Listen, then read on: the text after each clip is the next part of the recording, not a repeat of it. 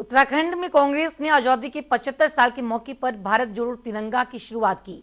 उत्तराखंड कांग्रेस के अध्यक्ष करण माहरा ने रुद्रप्रयाग से भारत जोड़ो तिरंगा यात्रा की शुरुआत की है और उन्होंने कहा है कि भारत छोड़ो आंदोलन की 80वीं वर्षगांठ पर रुद्रप्रयाग की धरती से भारत जोड़ो तिरंगा यात्रा की शुरुआत करना मेरा सौभाग्य है।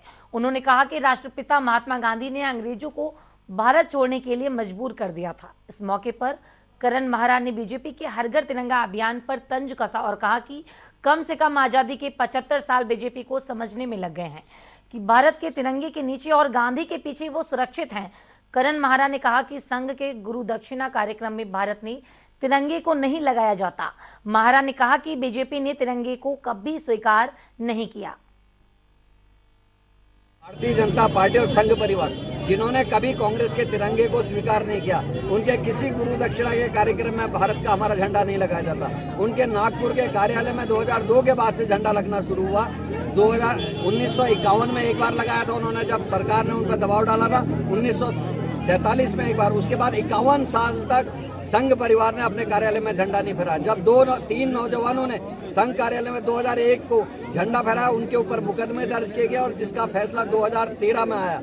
इसका मतलब उन्होंने कभी स्वीकार नहीं किया। आज वोट के खातिर लोगों को बेवकूफ बनाने के लिए, उनका ध्यान महंगाई से भटकाने के लिए, उनका ध्यान बेरोजगारी से भटकाने के लिए, भारत की खत्म होती अर्थव्यवस्था से भटकाने के लिए, तथा जिस तरीके से दूध, छाछ और आटे में जीएसटी लगाई है, इन सारी बातों से जनता आंदोलन थी, उससे ध्यान भटकाने के लिए उस तिरंगे को आज घर घर लगाने की बात करें, जिस तिरंगे को उन्होंने कभी मान नहीं दिया। और आप सब पढ़े लिखे लोग हैं, आप सब जानते हैं कि ये सत्य है और बीजेपी ने कभी भी तिरंगे को स्वीकार नहीं किया।